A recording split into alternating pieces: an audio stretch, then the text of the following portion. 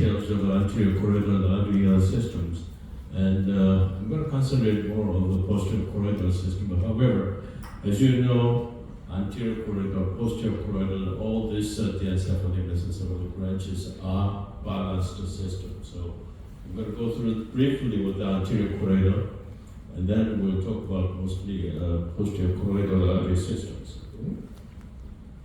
As you know, this is a diagram. I got it from this Atlas Atlas, and which shows development of how brain develops. You can see the prosencephalon and mesencephalon and rhombencephalon. As it grows, telencephalon is covered more of diencephalon and mesencephalon, and rhombencephalon divides into mesencephalon and mesencephalon. These are the adult structures which are derived from this primitive brain structures. As you can see, the diencephalon and mesencephalon is including optic chiasm and hypothalamus and mammary body, and all these structures as listed. You can find on any reference books. The diencephalon mesencephalon supplies are mostly from the anterior choroidal, posterior choroidal, and thalamic perforators of the basilar artery, okay, or posterior communicating artery, and basilar artery perforators, and we'll talk about a little bit of superior cerebellar brainstem perforating branches. Okay.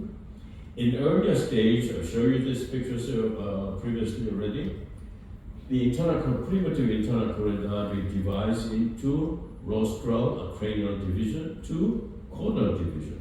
Okay. Initially, this cranial division is most of the supply goes to developing prosencephalon. Okay? There's important phylogenetic event happens. One of those are transfer of anterior choroidal artery territory to posterior choroidal artery, as Carell illustrated very well to you that it happens. Okay? This earlier stage, anterior choroidal has most of the dominant supply to this region. However, as age goes by and more of a posterior choroidal artery is getting bigger and taking over supply of the anterior choroidal artery territory. Initially, anterior choroidal artery is the one which supplies both choroid and telencephalon.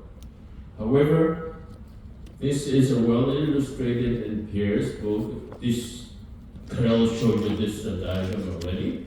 In earlier stage, you can see this is mesencephalon, diencephalon branch of posterior cerebral artery, caudal division of the internal choroidal artery.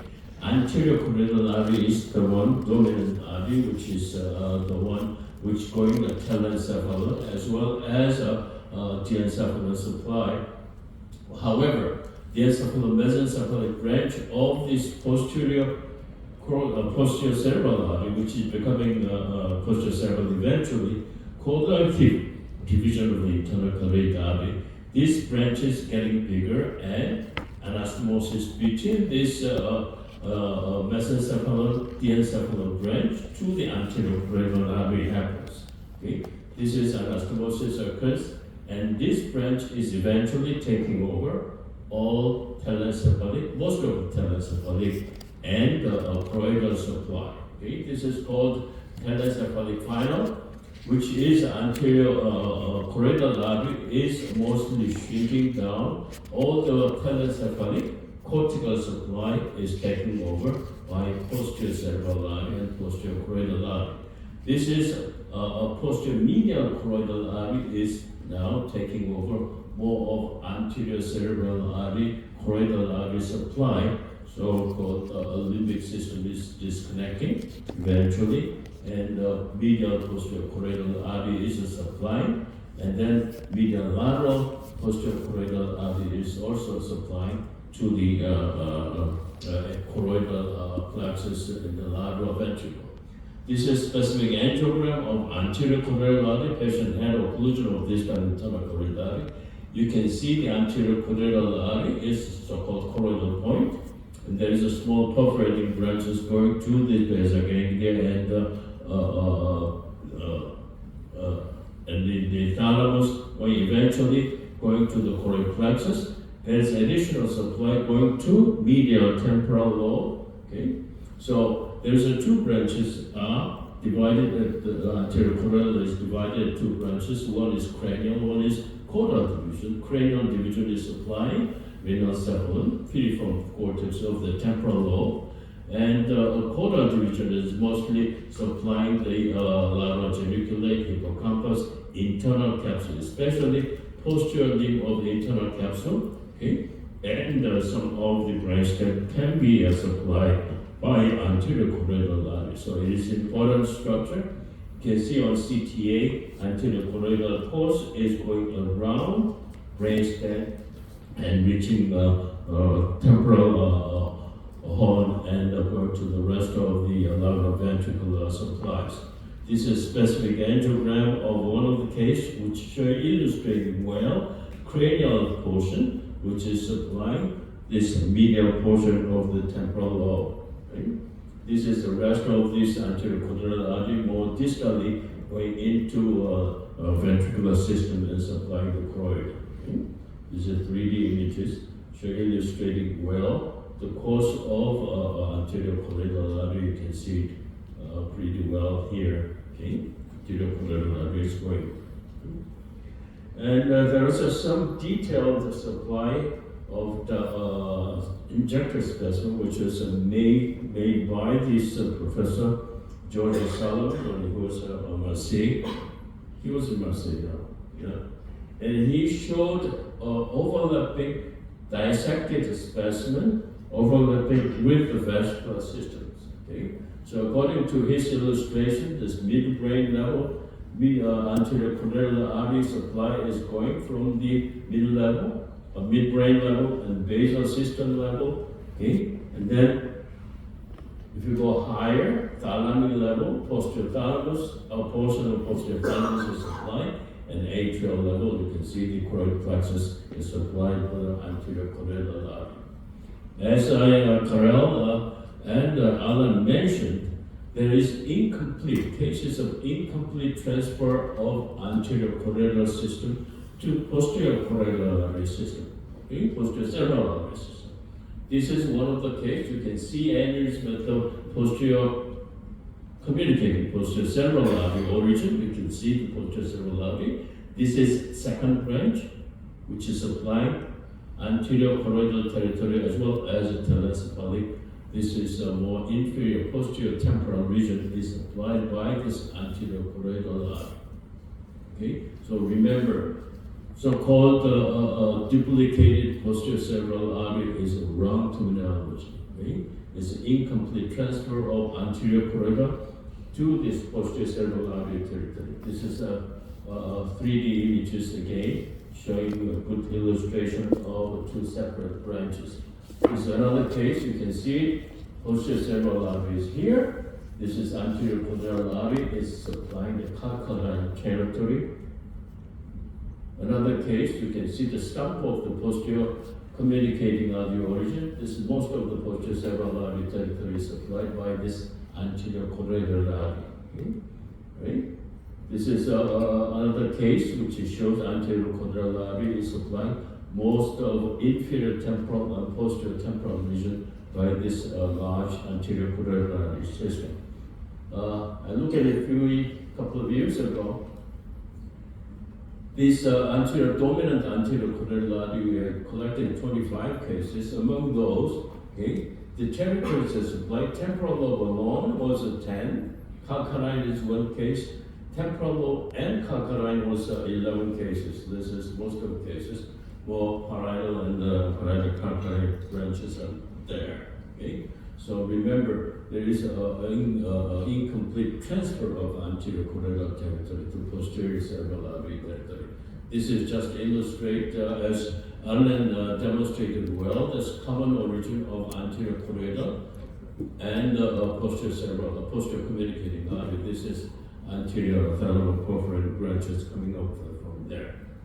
Posterior choroidal artery. The main topic is posterior choroidal artery is taking over initial anterior choroidal artery supply territory is by connecting from the mesencephalic, diencephalic branch of posterior cerebral artery that eventually takes over most of the choroidal supply from the anterior choroidal artery. So there's two branches, medial posterior choroidal and lateral posterior choroidal artery, which is we're gonna look at a little bit details. Posterior medial choroidal artery usually originates from P1 or P1, P2 junction. Okay, it originates, goes around midbrain and enters telecoroidal and roof of third ventricle. It enters. Okay, it supplies midbrain, tectum, thalamus, okay, fornix, and medial geniculate body is also supplied by this anterior posterior medial choroidal artery. You can see this is patient who had arteriovenous malformation in the lateral ventricle. You can see the small branch coming up. Okay, and this is posterior medial choroidal. When I was a resident, I was told reversed 3. Okay, image is posterior medial choroidal, and going around is posterior lateral choroidal artery. This is course of the posterior medial choroidal artery going around the brainstem, okay, and going around brainstem and goes into roof of the third ventricle. This is posterior medial choroidal artery, enters the roof of the third ventricle, and there's a specific specimen given by Professor Garcia. Okay, this is supply territory of posterior medial choroidal artery. You can see this patient has arteriovenous malformation of a posterior thalamus, which is supplied from this posterior medial choroidal artery going around the brainstem and reaching area of AVM at the posterior thalamus. Okay? This is a patient with hemorrhage with the thalamus, which is supplied. One of the supplier is posterior medial choroidal artery. I'm not sure you can see the catheter course well, but this is going around the brainstem and reaching thalamus at this territory. Okay? This is another patient who had a posterior brainstem arteriovenous malformation. You can see the course of posterior medial choroidal artery going around the brainstem, okay, reaching the AVM in this way. Okay? Posterior lateral choroidal artery is P2 segment origin. It courses behind the pulvina and enters ventricle to the temporal horn or to the atrium. Temporal, usually posterior temporal horn. Supplied midbrain, thalamus, caudate nucleus, fornix, and choroid plexus are supplied by posterior lateral choroidal artery. This is George Solomon's book. Again, demonstrates posterior territory of posterior lateral choroidal artery territory. This coronal section visually showing where the posterior lateral choroidal artery runs. This is a patient of arteriovenous malformation. You can see the course of a posterior medial choroidal versus posterior lateral choroidal going around the pulvina and then reaching this AVM at the medial thalamic regions. Okay? So there's a different course of posterior medial, posterior lateral choroidal artery. This is a patient who had a hemorrhage in the posterior thalamus, but AVM was located and supplied by this posterior lateral choroidal artery. You can see the posterior lateral choroidal from this P2 segment going into AVM and supplying, and you can see the venous outflow to this vein of Galen region. Okay? This is complex arteriovenous fistula, and this is a vertebral artery injection. Okay? And you can see right side. Which one is this? This is posterior medial choroidal artery. Posterior medial choroidal artery supplying the AV fistula and the internal cerebral vein. This is a left internal choroidal injection showing PCOM, and there's two branches. One is posterior lateral choroidal artery, and posterior medial choroidal artery is supplying this AV fistula of the internal cerebral vein. So this is to show you different course of choroidal arteries in the posterior part. Perforating branches, you can divide into anterior group to posterior group. Anterior group is mostly from the posterior communicating artery, and posterior group is the top of the basilar artery and supplying to this midbrain. And this is one of the examples. You can see this bilateral supply. Okay, this is anterior group, and you can see the posterior group is reaching this midbrain level. Okay, we heard about from Carell and Philip, which showed caudal division versus cranial division. Okay, and in case trigeminal artery regresses late, okay, and persistent, then fusion of the posterior caudal division of the internal carotid artery to basilar artery happens late, so that is becoming more of a caudal fusion. Okay? In case trigeminal artery regresses early, fusion occurs more distal part. Okay, so there's more of cranial division. Okay, the important thing of what we are stressing to you, okay, about this cranial or caudal fusion is depending upon this the arrangement of the fusion, the perforating branches can be different. Okay? And Philip showed you well about this unilateral in case of asymmetric fusion. You can see this symmetric fusion, okay, and symmetric cranial fusion. The superior cerebral arteries are completely separated, originating from the basilar artery. This is a asymmetrical fusion. Okay, one is coming from posterior cerebral artery. Okay? Posterior cerebral artery is giving off the superior cerebral artery. This is asymmetric fusion. In case of asymmetrical fusion, okay, just like Philip told you about it, this one trunk of the perforating branch from the cranial side of the posterior cerebral artery, giving supply mesencephalon, mammary body, and thalami. Small branch may give ipsilateral and cerebral-pedicle and third ventricle in from this caudal side of the posterior cerebral artery in case of asymmetric fusion. Okay? This is asymmetric fusion showing the caudal side, okay, giving little branch which is supplying diencephalon, part of the diencephalon. Okay? This patient had a bilateral stroke, thalamic stroke.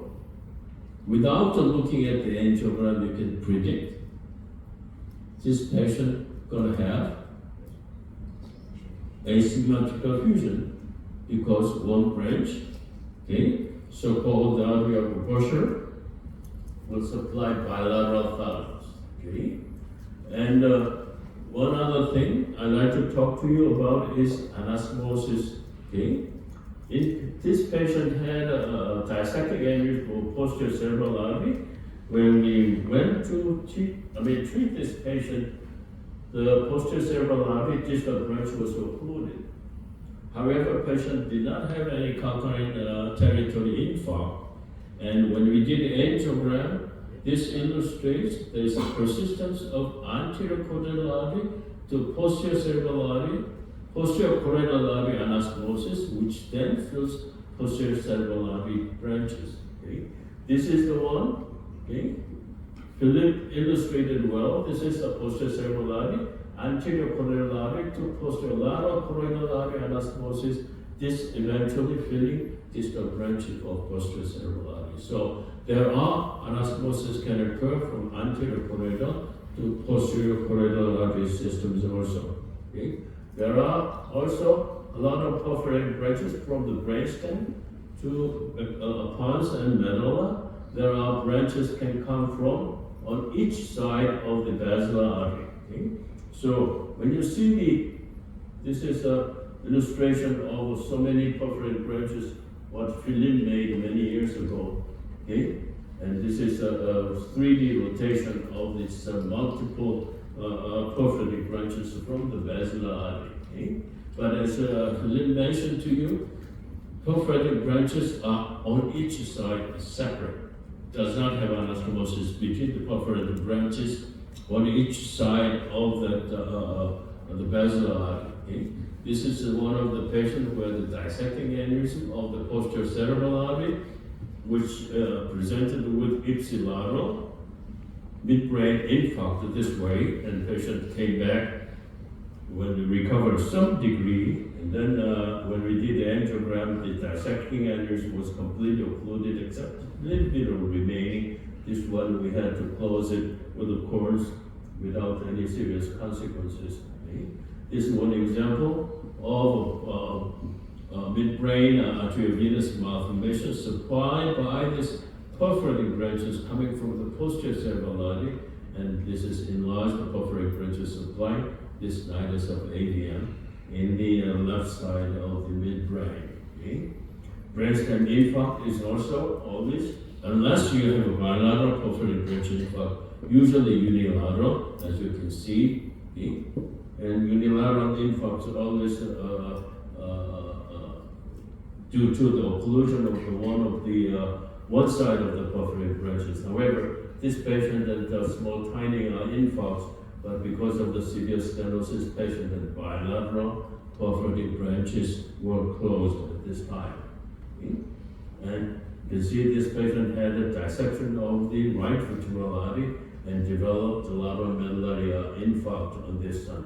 Okay? You can see the infarct extended a little bit posteriorly of a medulla oblongata. This is another patient who presented with some hemorrhage from small dissection of the basilar artery, and this patient was treated when Sankyu Lee was with me, and he treated with a small coil and then stented, and the patient did recover from seborrheic hemorrhage. However, she had a small infarct on the left side of the brainstem due to occlusion of perforating branches. Okay? This is another patient with a medulla infarct.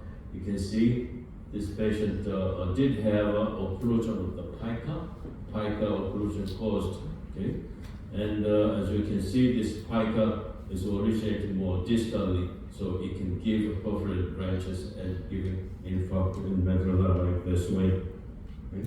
And this is a patient who had an occlusion of vertebral artery. Then you can see the retrograde filling of the pica.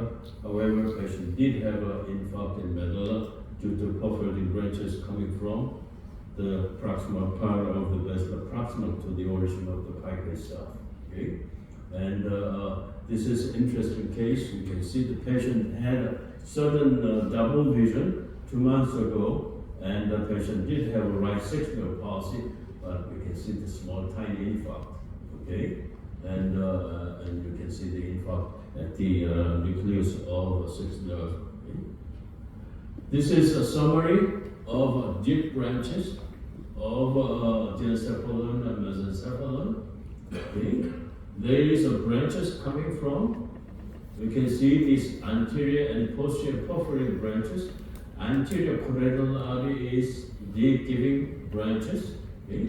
And posterior lateral choroidal and posterior medial choroidal, posterior lateral choroidal, okay, branches are giving off. This is perforated branch, okay, and anterior choroidal artery is giving this.